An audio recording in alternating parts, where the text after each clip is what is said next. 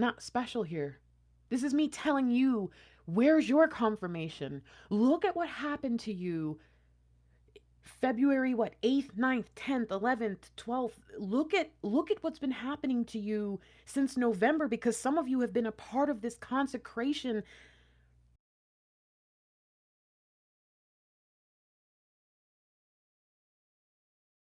Welcome to Grace is Gracious. I'm Yael Chesed. You can call me Grace. I'm going to tell you a story, and I hope that you, after hearing this, will share your stories below. I believe there are probably thousands upon thousands of people experiencing these types of great happenings, these miraculous moments that can only be attributed to a move of God right in their own backyard. It was February 8th. It was an ordinary night. I read the Bible. I went to go brush my teeth. But there was this song in my heart. I couldn't stop hearing this one line of the song. And many of you know, when we're talking about Christian songs, Messianic songs, many of these songs are coming from Psalms or specific parts of the Bible. So there's a lot of lyrics where if you just try to look up the lyrics, you're going to get 1,000 different songs, and it's all accurate. That lyric is in there. But it was a very specific song, and I realized it had to be a Messianic song. And something in me knew it was Paul Wilbur. And so after, I don't know, 30 minutes, I was piddling around for quite some time because I kept staring at my phone, typing all these different searches on my phone. I said, you know what? Never mind. It's fine. But there was this spiritual impulse. I could not ignore it. And I finally found it after I gave up, and something was like, find the song. So I found it, and it was Paul Wilbur, Nobody Like You. Let me tell you the lyrics here. Lord of all, I bow down at your feet. All to you, Lord, I give all of me. My soul longs to behold who you are. The veil is torn. Holy is the Lord of glory. Worthy, you alone are worthy. We lift our voice and sing to you, our King. And with our voices aloud, we've come to sing it out. Nobody like you. Nobody like you. Well, as you can imagine, especially if you've heard that song, especially if you have ever gotten some sort of spiritual impulse to listen to some very specific thing, I ended up on the floor, flat on my face. And normally I wouldn't share this kind of stuff with you. I mean, that's my prayer closet. That's personal. But I will tell you, there was even a point because I was on my carpet.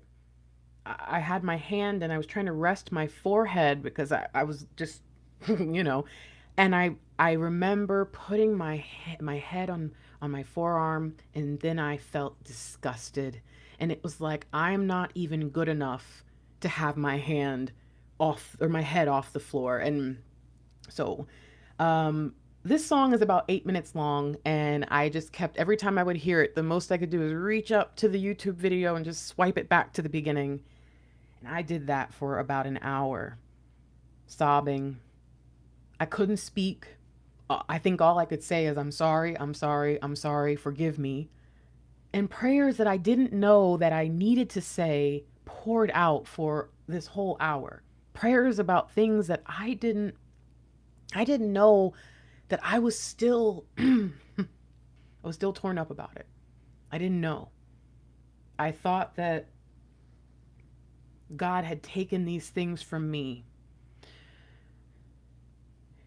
And I really understood and was reminded of, the fact that we don't have to say the words. God knows. God knows our heart. God knows what's in our heart. God knows what we need.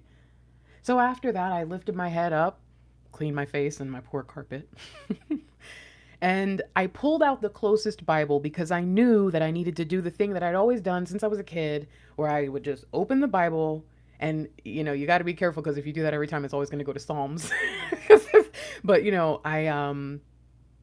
I couldn't find, or I knew my Bible was downstairs because I read it I listened to the recorded audio King James version with my complete Jewish Bible downstairs.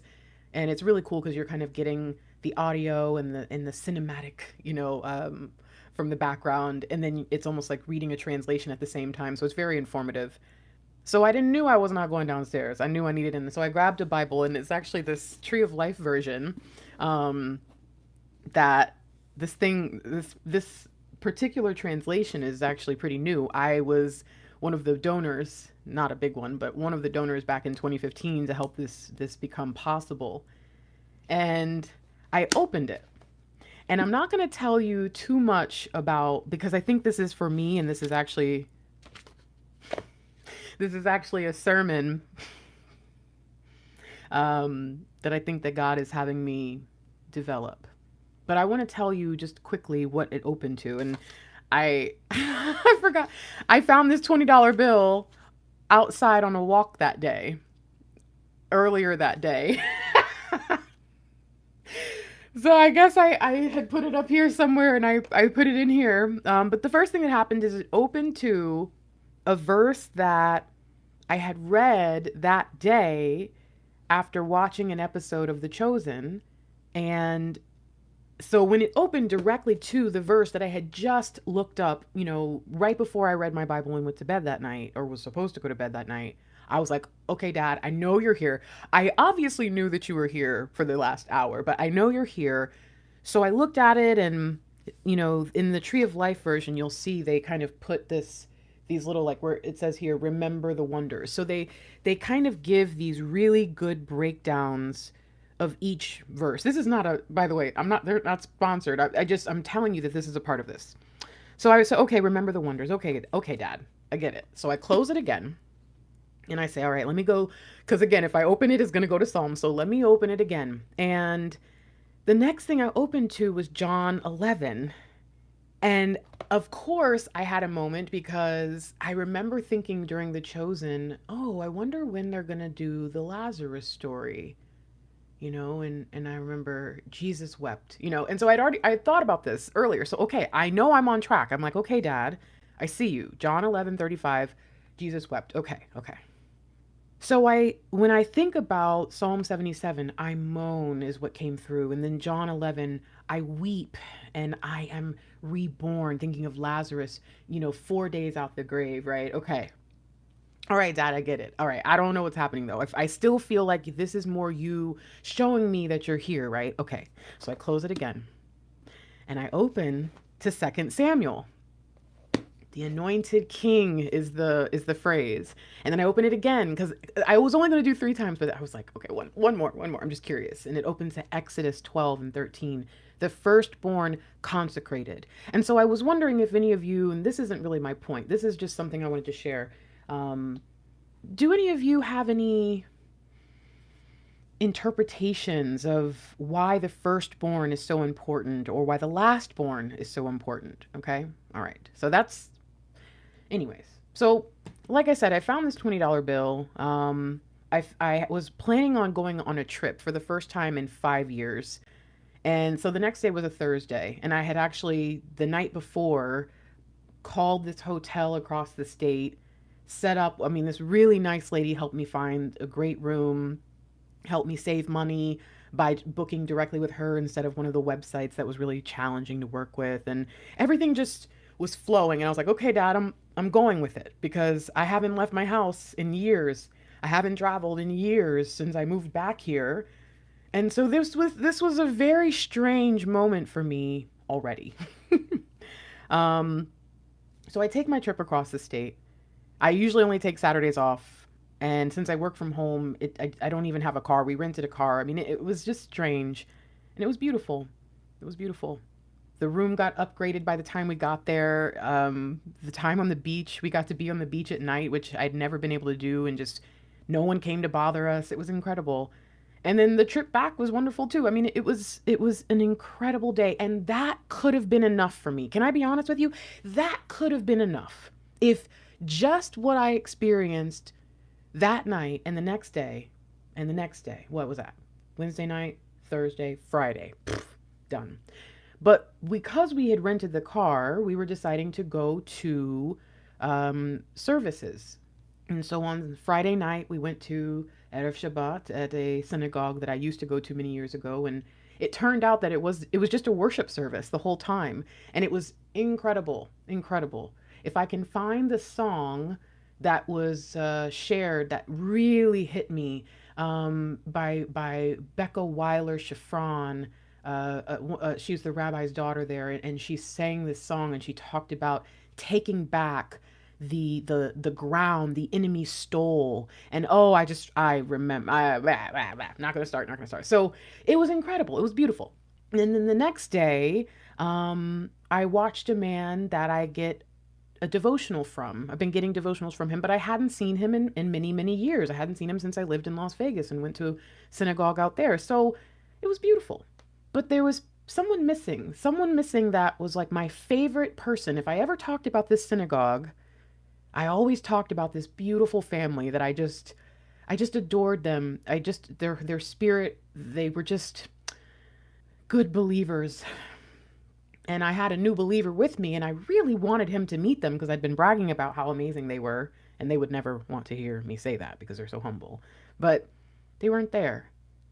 And at the very end of service, we were going to stay after on Saturday, after for Oneg and for women's and men's meetings, but for reasons that I won't speak on, we just chose not to. So we grabbed a slice of pizza, we went outside to the car, and I happened to see one of the young men who used to be a part of the youth group with this family that I was talking about. And I said, "Hey, where are they? You don't have to tell me why they're not here, but do you know where they are? Do they still live in the same house?" And he says, "I'm actually going there right now."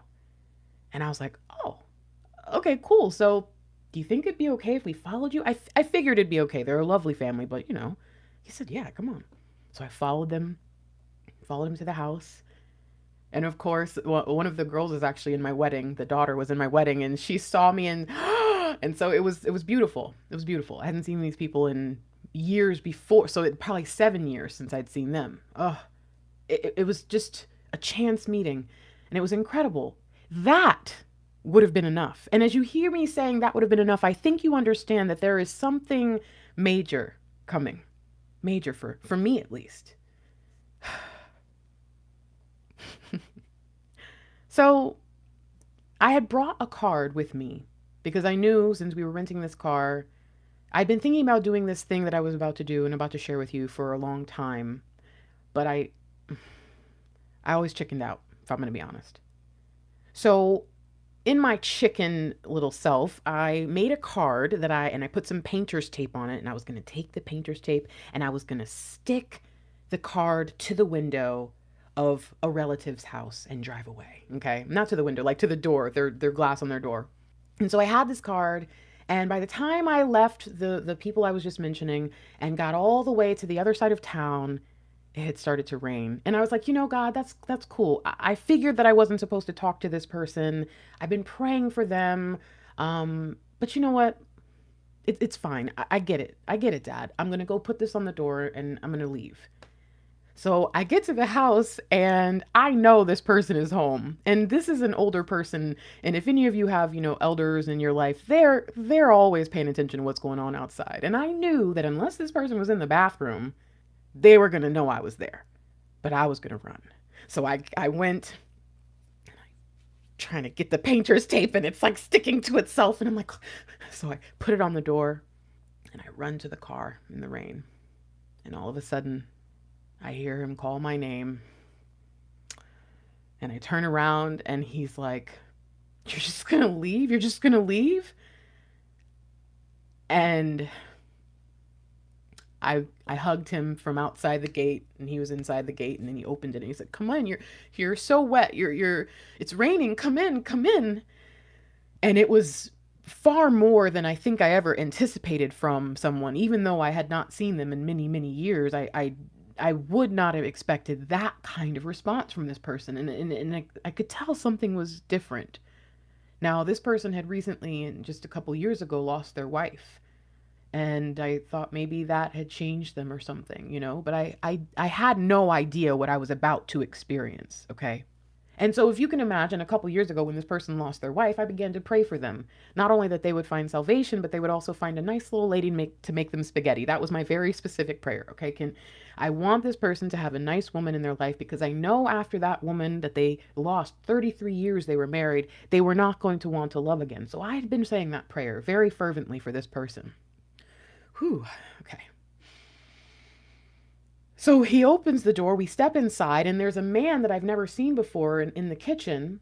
And the man kind of walks into the dining room. He doesn't come very close. And my relative says, who I am and how he knows me. And we hug, and he cries. And he's not a crying man. Not like that. I tell you, it was probably the closest thing I'll ever experience to like the story of the prodigal coming home. And I'm not even a prodigal. I'm a believer. But I get it. I get it. And he told me that this man was his friend. And I saw a cross on the man's neck, and I said, "Are you a believer?" And he said, "Yes." And I pointed at this man, my relative, and I said, "Are you working on him?" And my relative, he points down, and I look over. And there's a Bible, a newer Bible. It's got a nice little cover on it, little case. And he says, "That's mine." And so I break down crying, because this man is a very smart man, an actual genius, brilliant, clearance levels and all kinds of things, brilliant, okay? Just like I think it's challenging for a rich man to enter the kingdom of heaven, I think it's also for a man whose purse has been emptied into his head and he's very wealthy here, I think is also challenging. If you have ever heard of Hugh Ross, this relative of mine reminds me of Hugh Ross. I hope that kind of helps it click for you. Sorry, I'm like shaking a little bit. Okay. So after I broke down in tears, I explained to this relative and this man that I had been praying for him, and that a part of my prayer was that he met a nice lady. And he looks at his friend, and they look at each other, and they smile. And I'm like, "What's going on?" And he tells me that a couple of years ago, a person came by to take his census right after his wife had passed away. She came to take his census. And this woman of God saw this man in pain, a widower. And so she invited him to coffee, but he never called. And a year goes by, and she invites him to an Easter thing, I think, an Easter play at her church or something, but he doesn't call. And time goes by, and one more time she sends him a condolences card or something, and she just says, "I just would really like to go to coffee. If you want to come to my Christmas play, just as friends." And so, lo and behold, it turns out that this person, this relative of mine, who's, again, very smart, doesn't have very many friends because he's just always in his work, and turns out that his only one good friend at work is not only a believer, but is friends with this woman. And so they go to the church together. And just a few months ago, they started, courtship with the mutual friend as their chaperone. And the man, by the way, that was at the house when this is all happening, that I asked, "Are you a believer?" They'd only known each other for a week. His girlfriend was best friend with my relative's girlfriend. They had just gone to a local theme park the week before, and since the girls were having a girls' night that night, he got dropped off. Needless to say, this believing man was like, "This is a great thing." Now, you might say, "That's beautiful, but is that it?" No. See, right after they explained to me how they knew each other and that there was this woman and that my prayers had been answered, this relative says to me, and I had been hearing him say it, but it was not processing. It was just not processing. It was too much going on at once. 3 weeks before, him, his girlfriend, at church, in a big group, said a prayer for me to come home.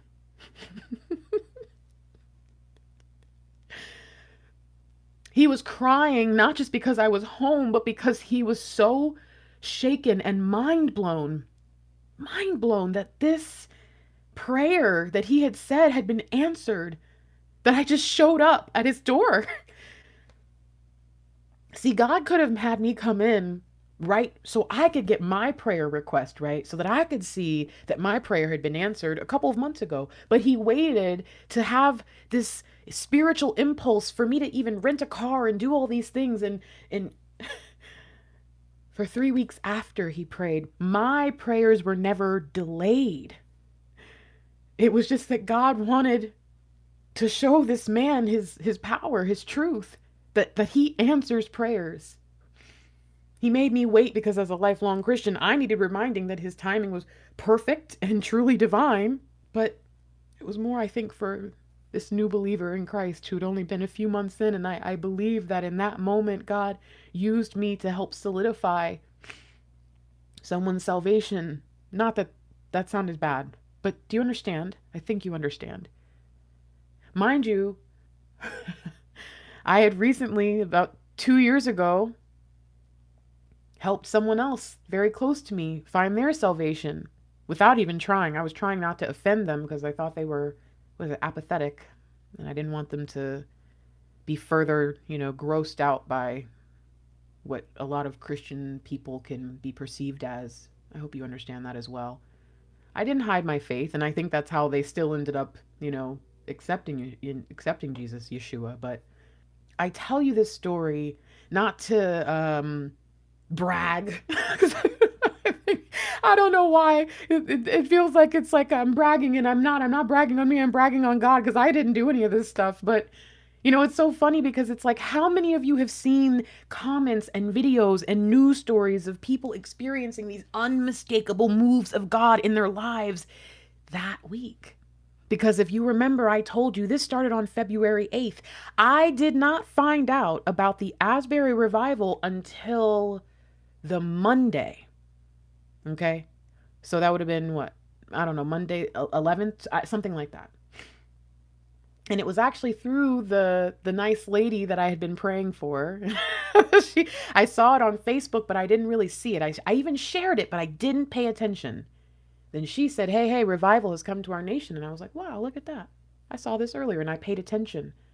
And then I saw a couple days later when it started, and I was like, that's the day that this is all happening this week. And I found out that there was also a prophecy shared about November of 2022. And again, I only recently heard about this. And that is when my partner and I decided to go and cut sugar out of our lives, and pretty much anything that would make us unholy, things we saw as addictions or strongholds in our life. And it was for good. It was not for a New Year's resolution. We purposely started in November and December, even things like just ordering food and spending God's money on things that just were a waste. We wanted to create this new lifestyle, as they would call it. I'm not special here. This is me telling you, where's your confirmation? Look at what happened to you February 8th, 9th, 10th, 11th, 12th. Look at what's been happening to you since November, because some of you have been a part of this consecration.